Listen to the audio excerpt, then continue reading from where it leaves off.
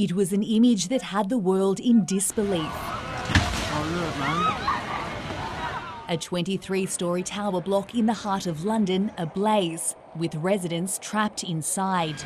Anybody who you're speaking to in the building, they need to ring 999. 72 people, including 18 children, died in the Grenfell Tower disaster. Combustible cladding responsible for the fire's rapid spread.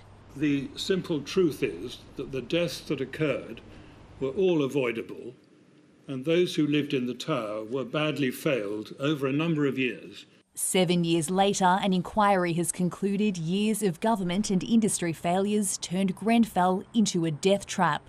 It found the company that made the cladding on the tower deliberately concealed safety risks, and that successive governments failed to act on known risks to high-rise buildings. The report also found firefighters who attempted to tackle the blaze hadn't been properly trained. I want to start with an apology on behalf of the British state to each and every one of you, and indeed to all of the families. The public inquiry has laid bare the dishonesty, incompetence and greed behind the tragedy, but for the relatives of victims, the wait for justice drags on. A separate criminal investigation is ongoing, and it may be years before any potential charges are laid.